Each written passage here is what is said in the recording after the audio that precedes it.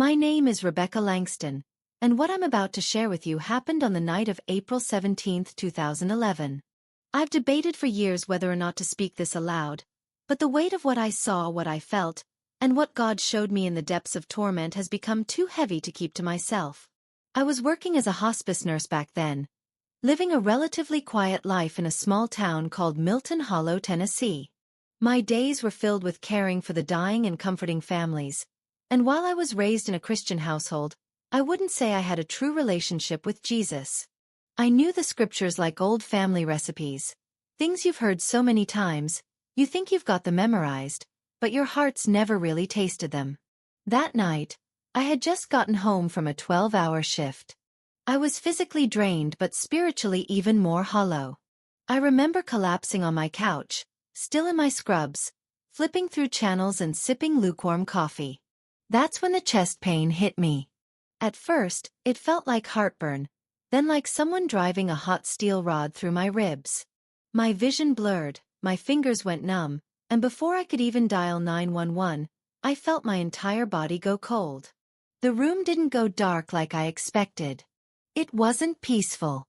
It wasn't quiet. It was instant and violent. It was as if something tore through the air and yanked me, ripped me, out of my body. And then I was falling. Not metaphorically falling. I mean literally falling, like being sucked into an endless black void that had no bottom, no light, no air. Just this unbearable sense of dread that grew thicker and louder with each second. It was the sound that broke me first. Screaming so sharp it felt like glass shattering inside my ears. Wailing. Gnashing of teeth. And layered beneath it, a laugh, but not a human one. I don't have the words for it. It sounded ancient. Mocking. Full of evil. I couldn't see anything at first, but I could feel heat pressing against my skin like a furnace from every direction. And then, as the darkness peeled back like burnt paper, I saw them. Souls.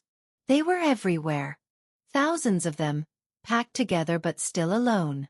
Some were on their knees, some lying face down, some standing stiff like statues screaming into the void, but none were moving forward or backward. They were frozen in their own agony. Fire rose from the ground in streaks, not like normal fire but in columns, like living things with mouths. And the smell, burnt flesh, sulfur, and something fouler than anything I've ever known. What terrified me most wasn't just the torment or the pain. It was the knowing. I suddenly knew without being told that these people weren't random. They were known. Every single person here had lived a life that somehow denied God. Some were atheists, some were churchgoers, some were even pastors. Yes, pastors. And when I saw them, I was confused, shocked even. I saw a man in a clergy collar sobbing, clawing at his face, repeating over and over, "I preached in your name, I baptized them, I led the choir." But his words fell dead into the air. There was no response. No presence. No peace. The more I listened, the more I understood. These were people who wore the name of Christ like a badge, but their hearts had been far from Him. Their ministries were built on pride, greed, performance. They had been idols to themselves. And here they were, alongside murderers, liars, and the proud. There was no separation in this place, just consequence. And I wasn't just seeing this, I was feeling it. Like their sorrow was being piped into my veins. I wept, not because I thought I was one of them, but because I realized how easily I could have been. How my life had danced along the edge of that same pride and lukewarmness. I kept looking around for something, anything to grasp onto, and then I heard it, a whisper. Not audible in the normal sense but in my spirit. It said, "This is where the path ends without me." And I knew it was Him. Not condemning, but warning. I stumbled back, or at least I felt like I did, though I had no body. That's when the scenery began to shift. The flames shrunk into embers, the screams faded slightly, and suddenly I was in a large cathedral, but it was desecrated. The altar was split in half, the stained glass shattered inward, and where there should have been a cross, there was a mirror hanging crooked on the wall. There were people here too, dressed in suits, robes, even choir gowns. Some were reading from Bibles, some were praying loudly, some were laying hands on others and shaking violently as if casting out demons. But their eyes were empty. Hollow. They didn't know they were in hell. They thought they were still leading ministries. And then I understood something horrifying. These people had worshipped religion, not God. They had mastered the show of holiness but not the surrender. I watched a woman recite scripture word for word, weeping, hands lifted high, and then she turned and spit on a man behind her. Her voice was sweet, but her actions vile. Another man was baptizing people in a dirty pool, repeating, "I saved them. I brought them in," as if their salvation came from his hands. And then the whole cathedral shook, and I saw the floor crack open beneath their feet. From that crack rose a thick darkness, almost alive, and it swallowed them whole one by one. Their prayers turned to screams, their tongues twisted, and their holy language became curses. I wanted to close my eyes but couldn't. I saw someone I recognized. A former guest speaker at my childhood church, Pastor Alton. He had always been respected, eloquent, magnetic in his presence. But here he was, trembling, trying to explain himself to a figure in white light that hovered above the altar ruins. "I never stopped preaching," he cried.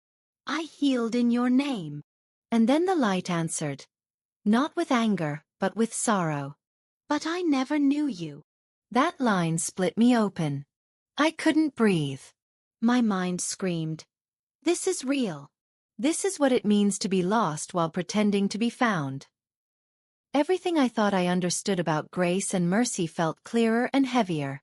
This wasn't about mistakes or sins alone. This was about hearts. And every heart here had one thing in common. They were ruled by themselves. God had been a label, not Lord. The cathedral collapsed then, folding in on itself like a burning scroll, and I was pushed backward through the void again, tumbling like a leaf in a hurricane. But this time, I wasn't falling into fire. I was rising. I found myself standing at the edge of a vast valley, no longer dark, but not light either, just still. A breeze moved across the hills like breath. And in the center of that valley stood a figure, tall, wrapped in linen, face too bright to see. I felt exposed, undone in front of him. Every memory, every lie, every time I chose convenience over conviction, it rose from my chest like smoke. And yet, I wasn't condemned. I was being shown. He pointed behind me, and when I turned, I saw my own body lying lifeless on my couch, the TV still playing some reality show, my phone buzzing beside me with missed calls. My spirit was hovering, torn between two realms. And then he spoke again, but this time in a voice I could feel in my bones. "You have seen what waits. Go. Warn them. Live what you now know." And suddenly I was back. Gasping. Choking. My chest burned as if it had been scorched. I fell to the floor sobbing, my whole body trembling as the weight of what I just experienced flooded into every nerve. For hours I lay there, weeping, not from fear but from awe. I had been shown the reality of eternity in a way no sermon or book ever could. I wasn't meant to keep it secret. I wasn't meant to be silent. That very night, I gave my life fully to Christ. Not just in words. In surrender. I tossed out every lukewarm habit, every idol, every sin I had nursed in private. I started living as if heaven and hell were as real as the ground I stood on, because they are. I still work as a nurse, but I see every patient now as someone with a soul on the edge of eternity. I pray over them. I witness when I can. And I never forget the screams. I never forget the pastors. I never forget the mirror hanging in place of the cross. I don't know how long I had been there, suspended in that endless black, when the screaming began to change. It wasn't just the cries of agony anymore. It was voices. Distinct. Familiar voices. I started recognizing names I hadn't heard in years. One by one, the darkness gave way to dim, flickering light, just enough to see silhouettes moving in the distance. I remember squinting through the smoke and shadows, trying to make sense of it, when I saw her. At first, I thought my mind was playing tricks on me. It was Sister Marlene. She was the children's pastor at my old church when I was growing up. She always wore these floral skirts and had the kind of smile that made you think of a warm fireplace and homemade cookies. I hadn't seen her in decades. But there she was. And she was screaming. Her hands were clawing at her face, like she was trying to tear off her own skin. And when she looked at me, it was like her eyes cut through the distance. "It was all fake," she wailed. "I preached with my mouth but not with my heart." I couldn't believe it. I tried to move toward her, but my feet wouldn't work. It was like the ground itself had me shackled. I turned my head, and suddenly more faces came into view. All of them people I'd once considered godly. Pastors, teachers, worship leaders. People who led revivals. People who baptized others. People who held Bibles high and called out demons. And yet, they were here. Here in this place of torment. Their voices layered on top of one another in a gruesome chorus. I never knew him. I thought I did. I served for show. I lived for myself. I dropped to my knees, shaking. My whole life I had believed that being a good Christian was enough. That going to church, reading the Bible, singing hymns, paying tithes, that all of that would get me into heaven. But here I was, watching those who had done the same things, and more, suffer the fate I thought was reserved only for the wicked. A hot wind swept across my face, and I turned to see a wall of fire ignite behind the figures. They didn't even try to run. They just stood there, their arms raised, screaming out prayers that bounced back at them like echoes off steel. The fire didn't just burn flesh. It burned the lies. The masks. Every false motive. Every time they faked compassion. Every time they taught one thing but lived another. The flames consumed it all. And I felt this weight crush down on me, not from the fire, but from the realization that I was no different. My heart had grown cold. I had spent years hiding behind Christian culture. I had judged others while secretly indulging in bitterness, pride, and lust. I remembered the verse my grandmother used to quote, Romans 2 verse 5. But because of your stubbornness and your unrepentant heart, you are storing up wrath against yourself for the day of God's wrath. That verse echoed in my skull like a death knell. I cried out, God, please. Please forgive me. I didn't know. I didn't know it would be like this. But there was no answer. Just more flames. More faces. More confessions screamed into the void. I tried to close my eyes, but even then I could see. It was like the images were burned into the back of my eyelids. Faces of people I'd respected, admired, trusted. One of them, Pastor Franklin, had baptized me when I was 17. I remembered that moment so clearly. He placed a hand on my shoulder and smiled, saying, This is the beginning of your real walk with Christ. But the man in front of me now didn't look like a man of God. His eyes were empty. His lips cracked and oozing. His skin blistered and raw. I preached a watered-down gospel, he sobbed. I never warned them. I didn't want to offend. I wanted their applause more than their souls. That hit me like a punch to the chest. How many times had I turned a blind eye to sin because I didn't want to offend? How many moments had I felt the Holy Spirit nudge me to speak truth, but I held my tongue because I was afraid of losing friends? I was no different. I deserved this just as much as they did. Suddenly, the entire landscape shifted. The floor beneath me trembled, and I was hurled forward into a pit. This one was narrower, more confined. The walls breathed, literally breathed, as if alive. I tried to brace myself, but the moment I hit the bottom, the screams vanished. There was silence. Heavy, suffocating silence. And in that silence, I heard my own thoughts replaying in my head. Every lie. Every act of pride. Every time I looked down on someone. Every time I said, I'm praying for you, and never did. The truth was stripped bare. I had lived my life pretending to be whole, pretending to be clean, while my soul was fractured and filthy. And now there was no one to lie to. Not even myself. I stayed in that pit. God knows how long. It could have been minutes. It could have been years. Time didn't move the way it does on Earth. It didn't tick. It pulsed. It was like every second was stretched to its absolute limit, like every moment of pain had its own life, forcing me to feel it again and again in different shades. There was no comfort. No distractions. No breaks. Just the endless echo of my failures ringing through my own skull. But then, something changed. It started as a whisper. Soft. Almost like a breeze. But even that, after so long in total silence, was jarring. I opened my eyes, and the pit began to fade. Not like a dream, but like a curtain being pulled back. I was still in hell, I could feel it. Every cell in my body ached with that awful heaviness, but the pit was gone. Now I was standing in what looked like an old church building. The wooden pews were warped and scorched, and the windows were shattered, their stained glass lying in blood-stained shards across the floor. The air was thick with smoke and rot.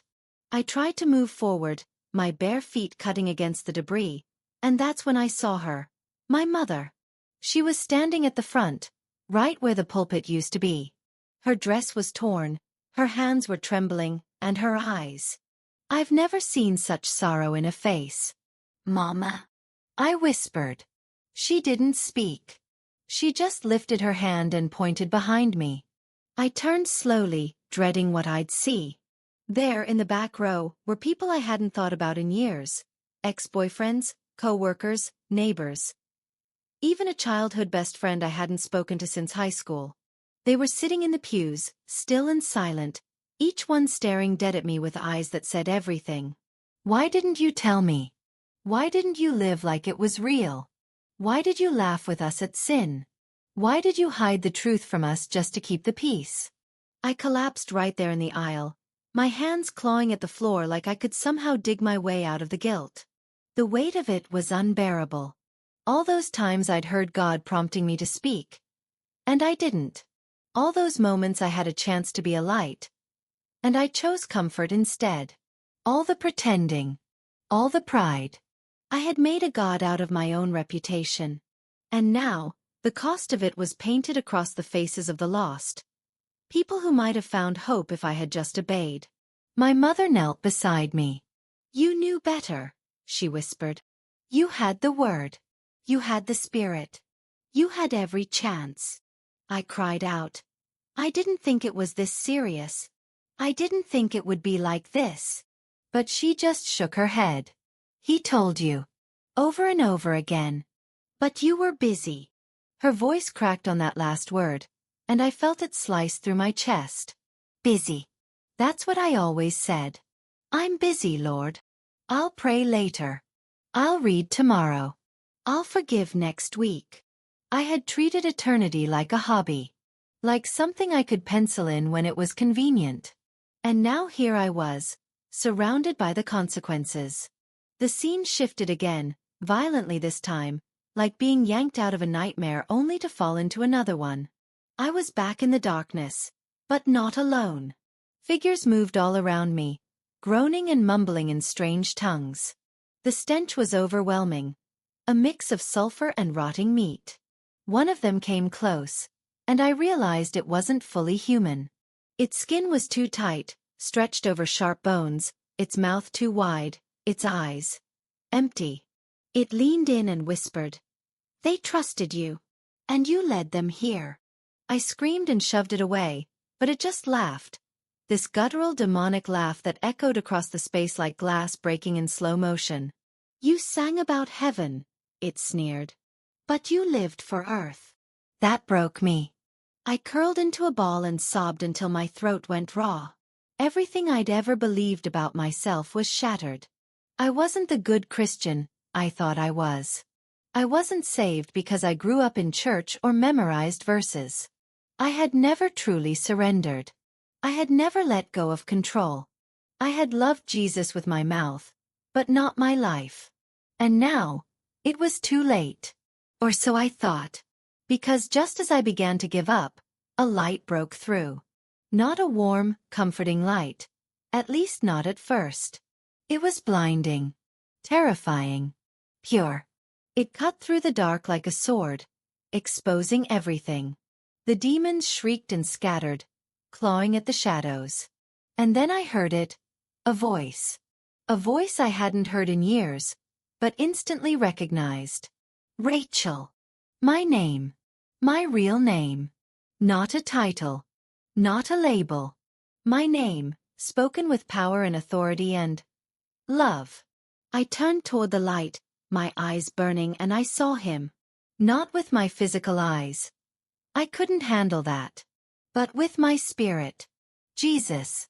He didn't look like the paintings. He didn't look like a man.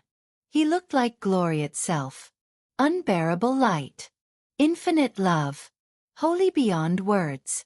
I fell on my face, shaking uncontrollably.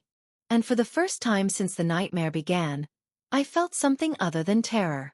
I felt sorrow, deep, gut-wrenching sorrow, but also hope. A sliver. A spark. I dared not look up. I couldn't. I knew I was unworthy. But he spoke again. I warned you in life. I reached for you. Again and again. His voice carried weight, but not condemnation. Grief. Deep, eternal grief. You were mine, but you kept turning away. My soul broke open right there. Please, please, Jesus, if there's still time. And then the light surged forward, swallowing the darkness. I don't remember how long I stayed in that light. It felt like both an instant and a lifetime. The warmth that had once seared through my bones became something else. Like truth itself was washing over me, stripping away every mask, every excuse, every lie I had ever clung to. I wasn't being tortured anymore, not by demons, not by fire, not by the pain of regret, but by the overwhelming realization of who Jesus really was and what I had taken for granted. I had always pictured him as distant, maybe disappointed in me but patient. I thought I had time. I thought grace was this endless blanket I could wrap myself in whenever I felt like it. But when I stood in the presence of his holiness, I saw everything differently. It wasn't that he had withheld grace. It was that I never really received it. Not with surrender. Not with obedience. I had used grace like a get-out-of-jail card while I went on living for myself. And now, in the light of his truth, there was nowhere left to hide. I sobbed, not out of fear now, but out of grief. Grief for every moment I spent running. Grief for the people I hurt, the ones I misled, the ones I never warned. I didn't even notice at first, but I had dropped to my knees again, shaking, both arms raised like a child crying out for their father. I didn't say anything. I couldn't. Words weren't enough. There was only one thing left in me. Surrender. Total. Broken. Nothing left to offer surrender. And that was the moment everything changed. The light didn't fade. It deepened. It wrapped around me, not burning me, but cleansing me. I didn't deserve it. God knows I didn't deserve it. But it came anyway. Not because of who I was, but because of who he is. That's when the memories started flooding back. My baptism when I was a teenager. How I felt his presence so strongly I cried for an hour after church.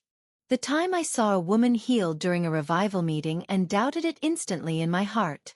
The countless times I scrolled past sermons online to watch something meaningless. The way I'd quote verses to others but never let them pierce my own heart.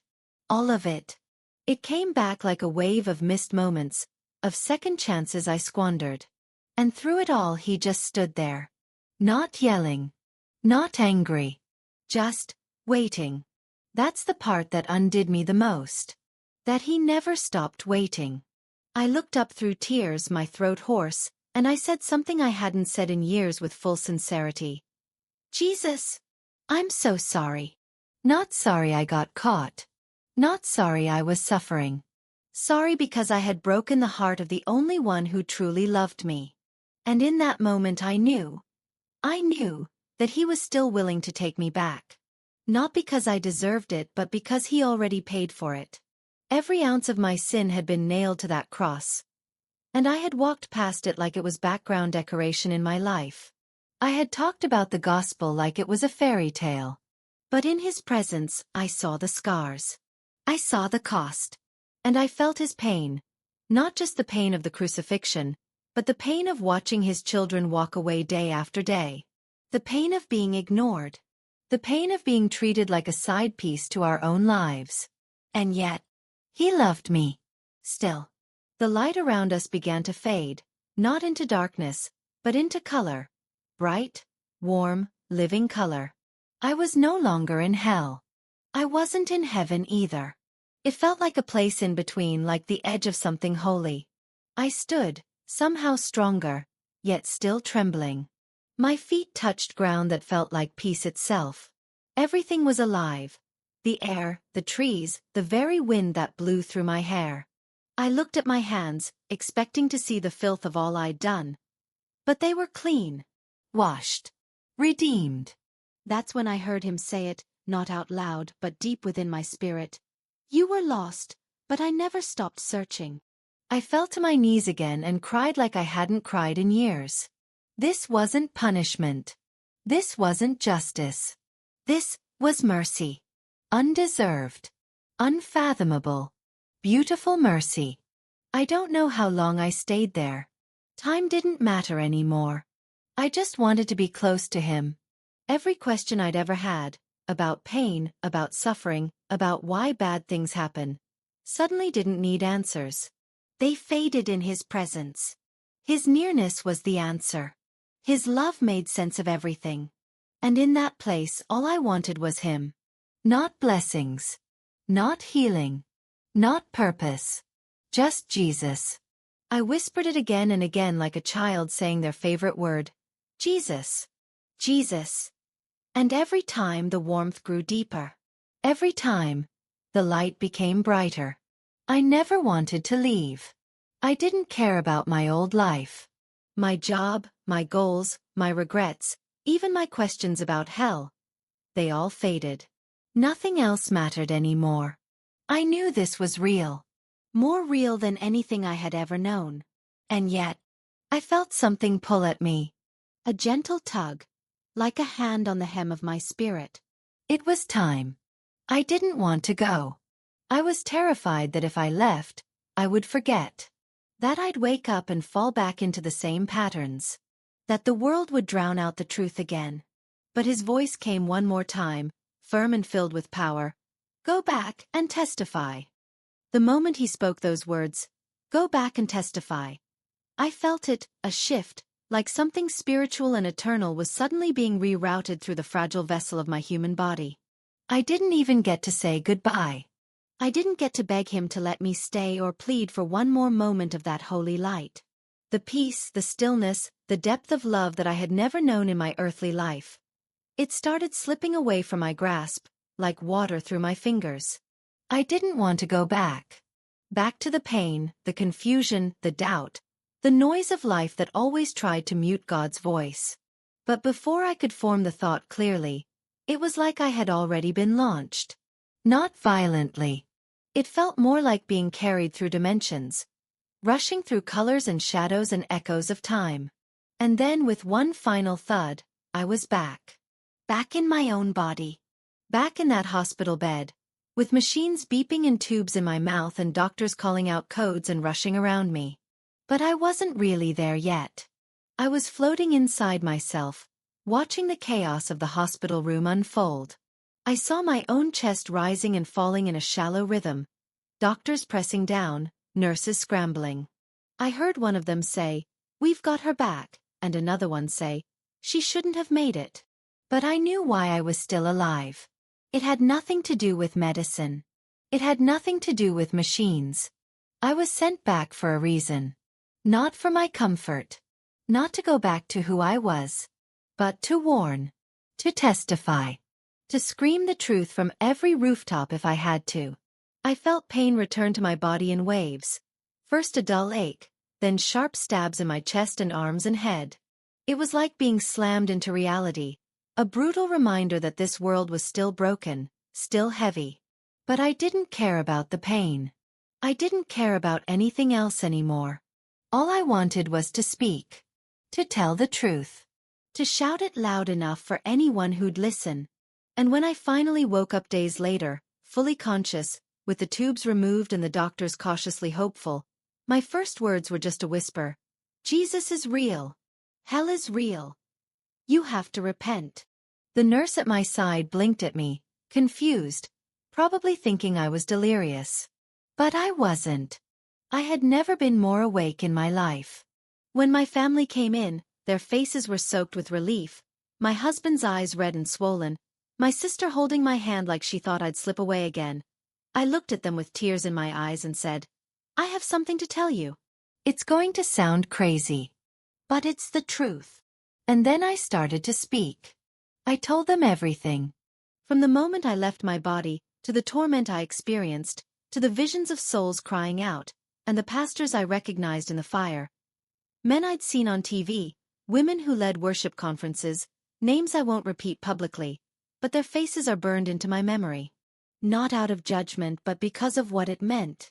It meant that appearance doesn't mean salvation. It meant that performance isn't purity. That you can have a title, a ministry, a following, and still be totally lost. I told them about the demons who mocked me, the screams that echoed through eternity, the regret that gnawed at every soul. I told them about the flames that didn't just burn, they accused. The fire was alive with judgment, and no one could hide behind excuses or theology or self-righteousness there. And most of all I told them about Jesus. Not the Sunday school painting version. The real Jesus. The one who saw me in my filth and didn't turn away. The one who reached into the pit of hell itself to pull me out. The one who still bore the scars, not just in his hands and feet, but in his heart, from all the times we betrayed him with our apathy. I expected them to cry, to be moved. And they were, sort of. My sister wept. My husband held me tighter than ever. But I also saw it in their eyes. Doubt. Confusion. They loved me, but they weren't sure what to believe. And that's when I realized, my testimony wasn't going to be a quick miracle story with a happy ending. This was war. Spiritual war. I had come back not to relax and enjoy life, but to fight for the souls around me. And let me tell you, it's lonely. You don't go through something like this and come out normal. You don't just slip back into small talk and casual church attendance and meaningless social media scrolling. Everything changes. Suddenly, I couldn't watch the same shows. I couldn't laugh at the same jokes. I couldn't ignore the brokenness in people's eyes anymore. I started waking up at night crying, not from fear, but from urgency. I saw the faces of people I love. Still walking blind. Still playing church. Still flirting with sin like it's harmless. And every time I tried to warn them, to tell them what I saw, I could feel the resistance. Like their hearts were made of stone, or worse, rubber. The truth would bounce right off. Some listened. Some even cried. But most? They smiled politely and changed the subject. And it broke me. I started praying like never before. I'd lie on my floor for hours just begging God to open their eyes. God, please don't let them end up where I was. Please don't let them sleepwalk into eternity. And over time I began to realize, this is what it means to carry a cross. It's not just suffering. It's love that costs something. It's truth that burns bridges. It's watching people you care about walk away from you because they can't handle what you've seen. But I keep speaking. I keep warning. Because I was there. I saw it.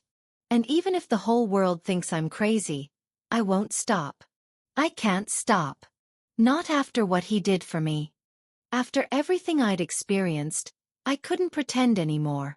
I couldn't just live the way I used to. Going through the motions, wearing a mask of faith without the fire burning in my soul. I remember the first time I tried to share my story publicly, during a church small group. My hands were shaking as I spoke, the memories flooding back so vividly that I could barely hold myself together. I told them about the flames, the faces, the cries, the pastors. And when I looked around, some were staring at me like I'd lost my mind. Others whispered among themselves, uncomfortable. A few even rolled their eyes, as if I was making the whole thing up for attention. It was crushing. I wanted to scream. I lived this. I saw it. But all I could do was sit down, humiliated, with tears streaming down my face. That night, I felt more alone than I ever had. But then a small voice in my heart whispered, "You're not alone."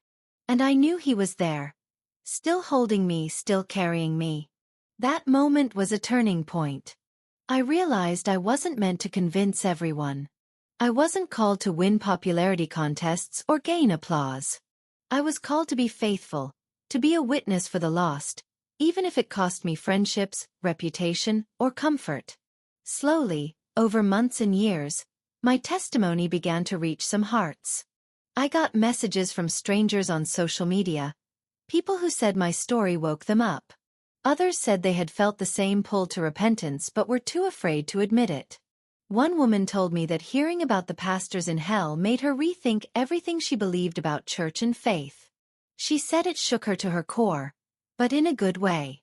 Because sometimes, the truth is uncomfortable. It makes you question everything you thought was safe. It makes you look in the mirror and see yourself for who you really are. Not the polished version you show the world, but the raw, broken person who desperately needs God's grace. I started to pray more boldly. I asked God for courage to keep sharing, even when the world rejected me. I asked Him to send people who were hungry for truth, who would listen and change. And slowly, I began to see His hand move. Doors opened to speak at small conferences, at youth groups, and eventually even on some local Christian radio shows. But through it all, I never sugarcoated the story. I never glossed over the horror, the pain, the terror of what I'd witnessed. Because the stakes are too high.